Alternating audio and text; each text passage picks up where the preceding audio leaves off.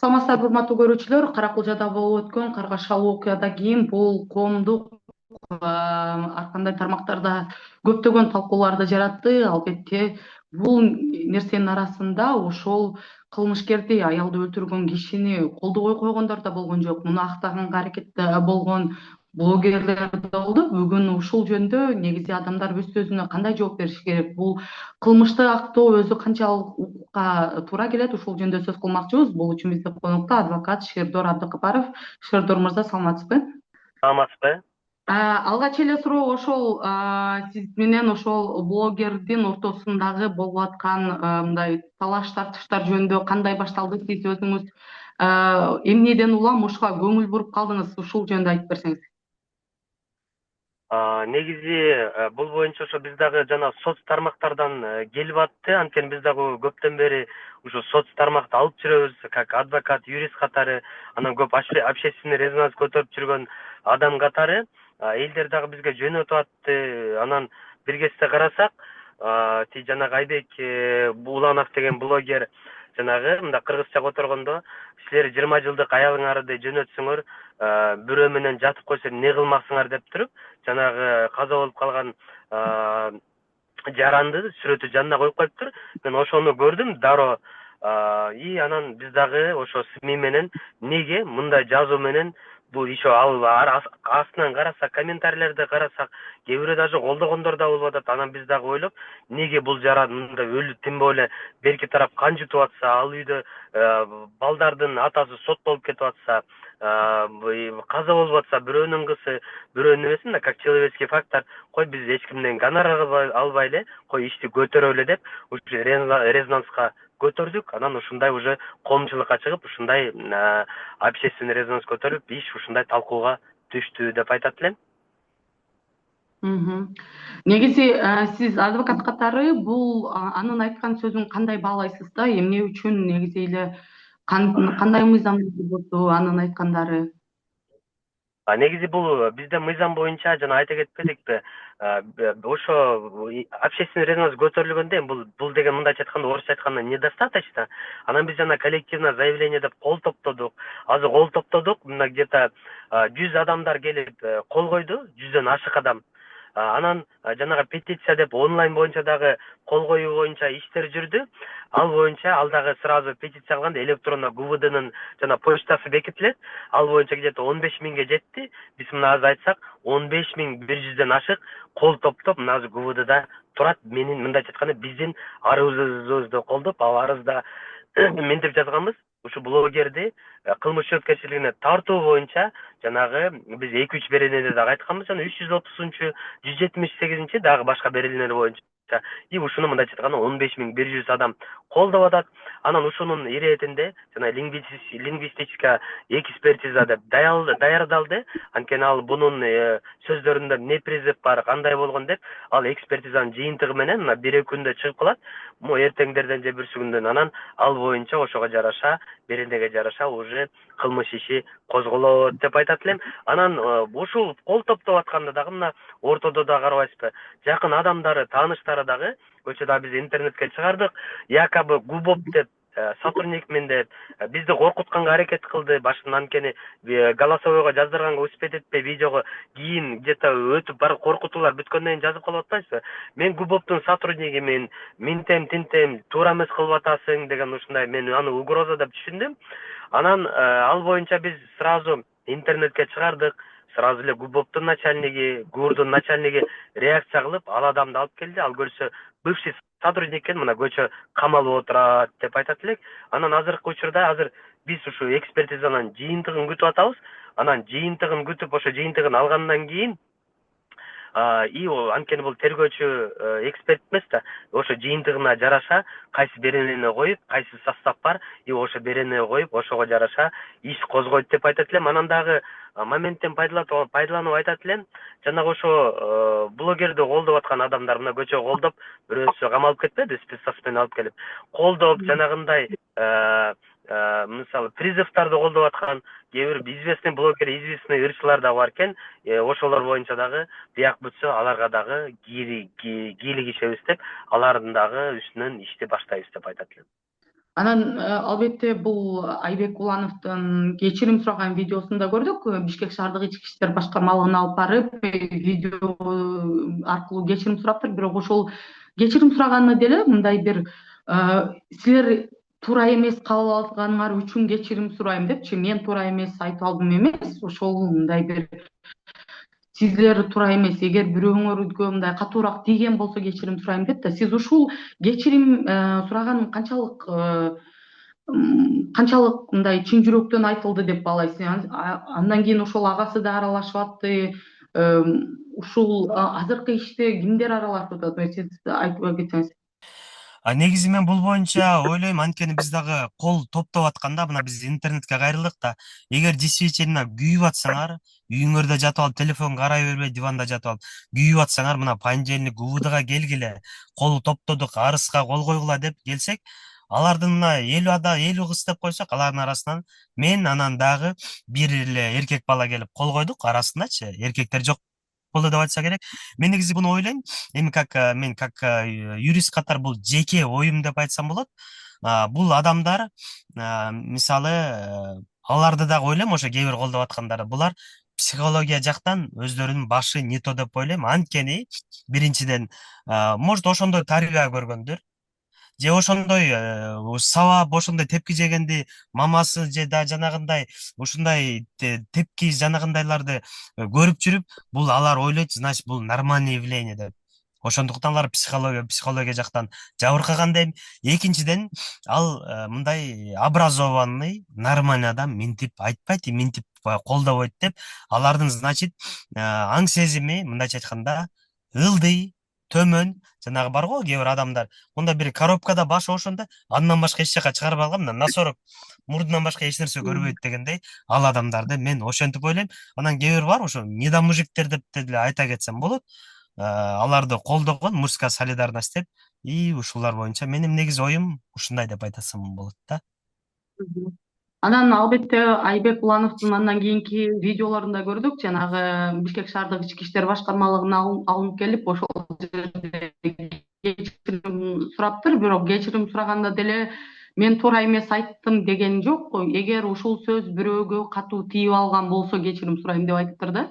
Ал өзүнүн күнөөлүү эмес, аны мындай бир ошол кабыл алгандардын күнөө мойнуна коючу ошол күнөө. Ошол кечирим суроого сиз канчалык ишендиңиз? Негизи эле андан кийин бир тууган агасы болду, андан кийин башкалар болду. Сиз менен байланышка чыкканга башка аракеттер болдубу? Негизи ачыгын айтыш керек, Кыргызстан кичинекей дегендей, мына мага даже чоң эми аттарын айтпай эле коелу, чоң блогер, чоң атактуу адамдарды, тааныштарды салып атат. Эми голосовоймду жаздырып алышса деле керек. Аларга айттым, пусть мыйзам чегинде жооп берсин деп, мен даже жакын адамдарыма эле ушинттим. Эми мындай да, эми мы за репутацию иштейбиз, до конца барабыз, мыйзам чегинде жооп берсин деп эле баарына ушинтип айтабыз. Анан жана кечирим суроо боюнча, эгер действительно человеческий фактор, адамдык сапат калган болсо, мейли мен ошол кезде деле андан кийин кечирим сурап, действительно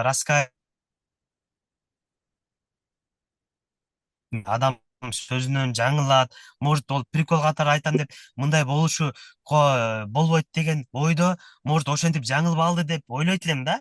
Эгер действительно жанагындай раскаяние менен кечирим сурап, анан ал жактан да кечирим сурап чыгып алып, тиктокко отуруп алып, мага психологко, адвокатка акча бергиле моун деп, раскудакталса, курятник андай мындай деп, ар кайсы жаман сөздөрдү айтып, улам посттордун астына жазып, чо там фигней страдаете, андай мындай деп, мындайча айтканда бул для него это нормальное явление деген сыяктуу мен ошондой түшүнүп, ошондуктан мен дагы принципке туруп, мына канча таанымал, канча мага кыйбаган адамдарды салып атат, ошого карабай, ачыгын айтканда, мына до конца ишти буюрса алып барабыз, аягына жери чыгабыз. Мына жаңы эле да ГУВДдан чыгып, ГУВДга улам кирип, мындайча айтканда өзүбүздүн ишибизди калтырып коюп, мына ушу менен чуркап иштеп жүрөбүз. Кудайым буюрса, Алла таалам кааласа, мы добьемся справедливости. Мен буга көзүм жетип турат деп айтат элем.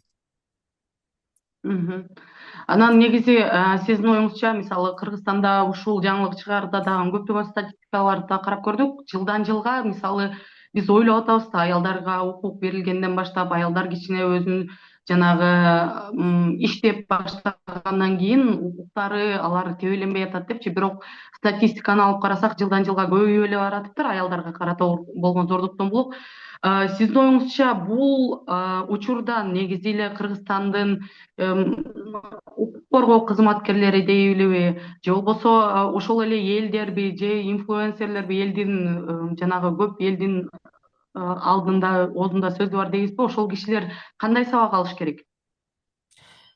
Негизи бул боюнча жанагы зордук зомбулук боюнча дагы биз айта кетет элек. Жанагы кээ бирөө ушул башынан эмнеге мына зордук зомбулук болуп келип жүрө берет. Биринчи сабайт, сабап көрөт, кол көтөрүп көрөт, андан кийин көзүн көгөртүп көрөт, андан кийин кабыргасын сындырып көрөт. Анан ушунда аягы мына баарыбыз эле билгендей өлүм менен аяктап атат. Анткени мына биз дагы уктук, бизге дагы анонимный звоноктор келип атат кошуналарынан, тааныштарынан. Действительно, бул периодически, систематически сабалып жүргөн эже экен да. Анан негизи аялдарга дагы айтат элек, неге мен кээ кезде ушинтип айтам, өзүңөрдө күнөө деп неге мен айтам, себебин айта кетем. Анткени биринчи кол көтөрөт, экинчисин катуу сабайт, больницада жатат, андан кийин бир жерин сындырып больницага жатат, биринчисин арыз жазат, экинчисин жазат. Бул семейный насилие боюнча бул менее тяжкое преступление. Эртең тосма арыз алып келип жазып койсо, кайра тергөө кое бергенге мажбур болот. Анткени бул оор кылмыштарга кирбейт да. Эгер тергөө до конца алып берем десе, наоборот, тергөөнүн үстүнөн иш козголуп кетет. Ошентип бир күнү сабайт, арыз жазат, камайт, анан эртеси күнү баягы эле балдарым эмне болот, эл эмне дейт, ажырашып кетпейин деп кайра тосма арыз жазып берет, ишти кайра кыскартат, кайра тиз чыгат, кайра барып сабайт. Ушинтип эле баягы эле продолжительность болот дагы, анан аягы жанагы өлүм менен аяктап атат деп айтат элем. Мен дагы аялдар, кыз кишилерге дагы айтат элем, эгер бир кол көтөрдү, ал адам, bizda орусчада айтып коет, Горбатова только могила исправит деп. Ал бир кол көтөрдү, кийин дагы кол көтөрөт, анан аягы мына неменен аяктап атат деп. Ошондуктан биз жана эски закалка эл эмне дейт деген сөздү биз ташташыбыз керек. Эл бүгүн эмне дейт, эртең уже эчтеке дебейт дегендей. Эртең мына монтип сабалып аягы өлүм менен болот. Анан эл эмне дейт дейбиз. Вот ошондуктан мыйзам чегинде кол көтөрдү, арыз жазсын. Пусть жанагы зөөкүр кол көтөрүп чапкан эме, пусть ошо СИЗОдо отурсун, наказаниясын алсын, кийин миилинги болуп туруп чыгып, кол көтөрмөк турсун, сөкпөй калат деп айтат элем. Сиздин да эсиңизде болуш керек, бул Кыргызстанда акыркы бир эки жылдагы мындай коомдо аябай көп талкууланган окуялардын бирөөсү эле да, бирөөсү башы мурдун кескилегендер бар, үйүнөн барып жанагы жаш баласынын артынан бычактап кеткен окуялар болду. Бирок ошол эле учурда эмне үчүн ошол окуялар, мисалы, зөөкүрлөргө дейбизби, эркектерге дейбизби, сабак болбой атат? Эмне үчүн мисалы ошондон сабак алып, эгер биз ушундай кылсак, биз да жаза тартып калабыз экен депчи, эмне үчүн бул мындай бир психологиялык жактан дагы эле мындай кылмышкордук бул күнүгө эле боло бере турган нерсеге айланып калды да? Негизи бул боюнча мындай да, биз неге ошо общественный резонанста кылдык, анткени жанагы баарыбыз эле билгендей, мына биз как юрист, адвокат катары, практик катары соттордо, тергөөлөрдө жүрөбүз, ушу семейный насилие боюнча. Ошол жана кулак мурду кезилгенден кийин, мына ошондон кийин семейный насилие боюнча мына берене катуу иштеп, азыр аялы күйөөсүн сабап койсо да, көк ала жок болсо дагы, мына 7 суткага сразу соттор не церемонятся, сразу эле камап салып атат. Анан жанагынтип эле тосма арыз жазып эле кайра эле өздөрү эле чыгарып алып атышпайбы? Мына практикада көрүп жүрөбүз. Анан ошондой эле биз мейли ал боюнча азыр мыйзам жакшы иштеп атат. Камалуучулар жанагындай кол көтөргөндөр камалып атат. Анан бул сөзү үчүн дагы, мисалы мен неге эметип атабыз? Мына тиги берки үй бүлө адвокатка да акча жок экен. Мына мага башында тааныштар бирөөлөр чыгып, мен бул ишти бир эле кезде ушундай жамандап атат, минтип атат, ошо блогер боюнча иштеп берчи дегенде, мен айттым, ачыгын айттым, гонорарымды төлөп бергиле дедим. Анан алар айтышты, булар момундай болуп атат, тиндей болуп атат, эч нерсеси жок, момундай дегенде, анан карасам действительно эме экен. Анан мындайча айтканда, ушу алып, анан ушинтип иштеп калдык дегендейчи ушу ишти. Анан что биз неге буну дагы мына СМИге чыгарып, ушу резонанс көтөрүп, неге биз азыр могу күнү түнү могу иштеп чуркап жүрөбүз? Анткени эртең любой эркек, мисалы жаңы эле айта кетпедиби, кан жутуп, кыйналып, бирөөнүн эжеси, бирөөнүн мамасы каза болуп атат. Мына эң кичүү баласы 5 жашта экен, калган улуусу студент экен, Бишкекте окуп жүрөт экен. Анан бирөөнүн аялы, баласы, кызы, сестренкасы, карындашы же эжеси, бирөөнүн мамасы мына бой жетип калган. Жанагынтип өзүлөрү канжытып отурса, жанагындай недоблогерлер жанагынтип шылыңдаса, мындайча айтканда өлгөнгө көмгөн кылышып, мен дагы мындайча айтканда бул жерге человеческий фактор дагы дал келбейт. Ошондуктан ушуну урок кылып, кийин ушундай бирдеме эми болбой эле койсун. Вдруг впредь, чтоб такого не повторилось. Ошон үчүн буларды наказать, кийин бирдеме жазаар да, мына бул жөн эле комментарий пост үчүн эле да. Ушунда азыр көбүнчө ушундан чыгып атпайбы? Кийин орустар айтканда, прежде чем ляпнуть, он 100 раз будет думать. Ошондуктан бул жанагы башка жанагындай караңгы, жанагындай эч нерсеси психологически жабыркаган адамдарга да бул жакшы сабак болот деп ойлойт элем. Мгм. Анан сиз айтып кетпедиңизби, ушул адвокаттык иште дагы кээде ушундай айымдар өздөрү кайра тосмо арыз жазып кечирип койгон убакыттар болуп атат депчи, бул мындай байма-бай эле кайталанып турган учур депчи. Сиздин оюңузча бул ушундай аракеттердин себеби эмнеде? Эмне үчүн аялдар өздөрүнө кордук көрсөткөн кишиге кайрадан кечирип, кайрадан барганга макул да, ошол жашоодо кайра жашоого макул болуп атат? Негизи ошо бул боюнча мына мен адвокат, юрист, биз ошо практикпиз. Көрүп жүрөбүз, тергөөдөн, соттон көрүп жүрөбүз. Булар деген мындай да, бизде баягы эле кыргызчылык эл эмне дейт? Арыз жасап бир күн 48 саатка камакка андан сотко алып барар да, тияктын туугандары, ата энелери чыгып мынтип, койкем элге уят болобуз, шергенмен да болобуз, анткени жабырлануучу менен сүйлөшөбүз да.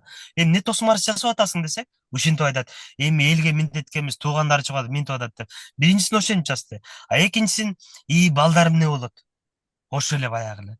Эртең күйөөдөн чыгып калды деп эл эмне дейт? Баягы эле ошо старая закалка. Болду ошо эле. Андан башка причина жок. Мгм. Анан дагы бир нерсе, мисалы коомдо мен бул башка учурларды деле алып карай турган болсок, эгер бирөө сабап койсо, сөзсүз бизде ушундай бир комментарийлер болот экен, өзү бирдеме деген болуш керек депчи, бул аялдарга карата гана эмес. Жанагы мектеп окуучулары каза болуп калган, сабалып калган учурларда делечи, ушундай бир жанагы victim blaming аябай күчтүү экен да. Ушундай нерсе кантип ушуга каршы мындай бир коомдук пикирди дейбизби, кантип калыптандырса болот? Бизде бардык мисалы бирөө сабап алыптыр, бирөө өлтүрүлүптүр, бирөө бирдеме болуптур деген жаңылыктардын астынын баарына кирип карасаңыз, сөзсүз бир эки ушундай комментарий болот. Өзү бирдеме деп алса керек депчи, мындай эмне үчүн ушундай бир бизде жертваны дейбизби, ошол каралаган аракеттер көбүрөөк экен да. Анан ошолорго каршы күрөшкөнү кантип күрөшсө болот? Пикир менен Негизи элдин биздин арасында. как юрист катары дагы айтсак, мына бул адамга бул наказание азыр 21 кылымда бул СИЗО, камак деп айтат элек, эң катуу наказание. Анткени баарыбыз тең мына интернет, современный жашоого көнүп калдык. СИЗОдо, түрмөдө телефон жок, телевизор эптеп эле мындай телевизор, интернети жок, телефону вообще жок. Комнатасы бир кичине комната, ал жерде 6-8, 16 адамга жери жатат. Извиняюсь за выражение, уборная, туалетасы ошол жерде, ошол жерден тамак жейт. Ошондой мына жанагындай болбош үчүн мына бир эки ошентип камалса, буга дагы жоопкерчилик бар турбайбы, камайт турбайбы деп, анткени кээ бир адамгачы мындай да, жакшы айтсаң жарашпайт да. Анан ушундай мыйзам боюнча жанагындай уже критический эмелерде жазалар колдонгондо ал адамдарга ошондо гана жетет да. Мисалы биз бул азыр практикада биринчи жолу болуп атат да, мурун ушундай комментарий жазып эле шылдыңдап эле жүрөбүзчү да. Анан азыр как раз уже практикада болсо биз дагы билебиз да, кайсы берин экен, кайсыга ылайыктап туруп, кийин дагы уштуп башкаларга дагы болбош үчүн, биз дагы анан кийин ушу менен дагы иштеп, мына могу берени бар турбайбы, экспертизага мына мончу керек экен, тинч керек деп туруп, бизге дагы бул мурун болгон эмес да, жакшы практика болот деген сөз да. Мгм. Анан негизи бул иште дагы бир нерсе, ошол аны колдогон, Айбек Улановду колдогон кишилер эмне үчүн андай бир сөз эркиндигине мындай силер азыр тескери эме кылып атасыңар депчи, сөз эркиндигине тоскоол болуп атасыңар дегендей да пикирлер бар экен. Негизи сөз эркиндиги деген качан башталат, качан бүтөт, кайсыл жерде анын чеги кандай, ошол жөнүндө да айтып кетсеңиз. Эми мындай да кээ бир адамдарды эле көрүп атпайбызбы, кээ бир алып эле сөз эркиндигине эле таяныпчы ар кайсы мисалы башаламандык кылгылары келип атат дегендейчи, калп эле сөз эркиндиги депчи. А сөз эркиндиги деген бул башка. Мисалы өзүң мнениеңди айт, оюңду айт. А бул мындайча айтканда, бул мисалы мен ойлойм призыв деп эле, монтип бирөө менен жатып алды да ошон үчүн бул жөн өлтүргөн жок да дегендей эле. Бул призыв деп элем. Анткени эртең көрүп туруп, дагы бирөө ушунда жакшы экен, хайп болот экен деп туруп, эртең бул безнаказанность калып калса, мен дагы хайп кылам, мен дагы таанымал болом деп туруп дагы бир ошондой бир адам чыгат. Ал дагы ушинтип туруп бир ушундай немеге эметип атса, ал дагы жазып, бул улам кайталанып кете бериши мүмкүн да. Ошондуктан буларды мындайча айтканда, жаңы башталып атканда сразу пересекать, мыйзам боюнча жазасын алсын, жанагындай камалсын, көчөгүдө ушу сыяктуу болсо, эртең булар дагы уже айтып атпайм, жанагындай примитивный меры, и булар деген уже кой, жөн туралы мындайча айтканда, бир жерибизди кысалы, жөн жүрөлү деп дагы буларга дагы ошондой урок болот деп айтат элем да. Жанагындай жазып аткан адамдар жаман комментарий, эми мындай экен сөз эркиндиги деген, ал сөз эркиндиги да ал башка жерде. Бул деген сөз эркиндигибиз, бул мен как юрист эме катары, адвокат катары мен жеке оюм бул призыв деп эсептейм. А сөз эркиндиги башкача жаз. Эми бул жанагындай да мен призыв дейм, эми экспертиза эртең кандай чыгарат билбейм, эми экспертизаны жыйынтыгын күтөбүз. Так менин оюм ушинтип ойлойм. Мгм.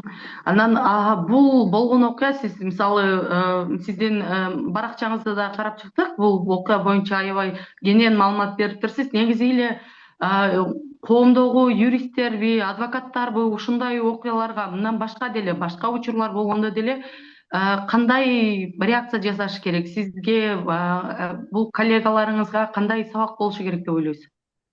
Негизи мына баарыбыз да билгендей, сот органдарына, кээ бир милиция органдарына, адвокатура жактарга эле баарыбыз да билгендей, жаман көрө беришет да. Жаман көрө беришет, ошондуктан биз дагы негизи не только мен эле адвокат эмес, башка юристтер дагы бул граждандык позициясы менен Алар дагы как юрист, адвокат катары жөн эле на стороне калып калбай, анткени бир адвокат баардык канча ден резонанс чыгып атат, но бир резонанс менен мына канча иш калып, уже бир жумадан бери иштеп жүрөбүз дегендей, башка адвокаттар бир ишке ошондой көп иш болуп кетсе бир адвокат үлгүрбөйт дегендей, ал дагы жашоосу бар, башка да иш кылыш керек дегендей, башка адвокаттарга дагы, мына независимый юристтерге дагы эгер ушундай мыйзам бузуулар болсо, например, жанагындай призыв кылган, жаман элди дүрбөлөңгө салган адамдарды ушундай адвокат, юристтер дагы унчукпай калбай, ушуларга да реакция берип, мына бул жерде мындай призыв болуп атат, например, призыв к массовым беспорядкам, митинг кылам деп атат, же могу жерде бир аялды монтип атат, жамандап атат, жанагындай призыв кылып атат, минтип атат деп, бул жерде да юрист, адвокаттар дагы, анткени милиция органдары дагы кээ бир жака үлгүрбөй калат дегендей, ошолордо хотя бы отметка кылып, могу боюнча мыйзам чегинде жооп берсин деп туруп, ошентип алар дагы на сторонияга карап отурбай, алар дагы ушундай иш кылса деген ойдо болом. Анткени эмнеге ошондой, эгер ошондой иштеп, мисалы ушундай иш көтөрүп жакшы иштерди кылып атсаң, эмнеге эле адвокаттарды жамандай бербейт да. Значит, адвокаттар дагы жакшы иштешет экен деп, элдер дагы жакшы ойдо калат деп ойлойт элем да. Анан албетте ушул сиз айтып кеткендей эле бул жерде укук коргоо системасы ушундай кордуктан аялдарды коргоо үчүн дагы кандай өзгөрүүсү керек? Мүмкүн мыйзамдар болобу, укук коргоо системасы болобу, жалпы милициянын иштөөсү дейбизби, кандай өзгөрүшү керек? Ооба.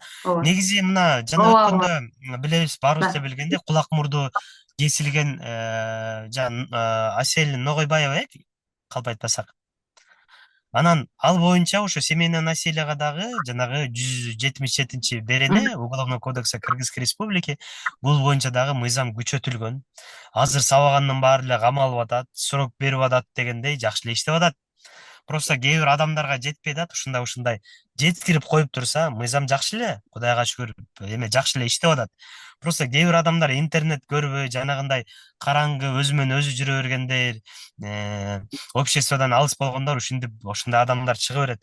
Ошондуктан коомчулукка чыгарып мына мындай кылсаң, эртең мындай наказание аласың, камаласың деп ушинтип көргөзүп турса, ошо булар адамдарга бул эң жакшы урок болот деп айтат элем. Анткени мен неге айтам, анткени мен как юрист, адвокат катары, мен көчөдө мушташып атса дагы, мени чапса дагы мен аны чаппайм да. Эртең аягы провоцировать этсе дагы аны чаап койсом, башы сынса, мен эртең кылмыш жоопкерчилигине тартылып, камалып кетишим мүмкүн. Ошондуктан бул адамдарга мына как пример сыяктуу көрсөтүп туруш керек деп айтат элем да. Мгм.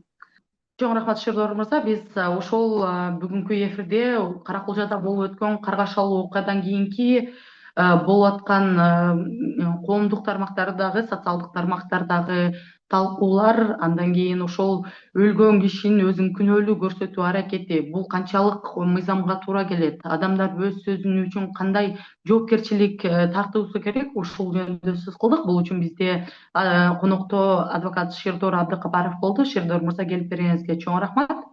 Алып барган мен Перизат Зайпурхан. Кийинки берүүлөрдөн көрүшкөнчө сак саламатта болуңуздар.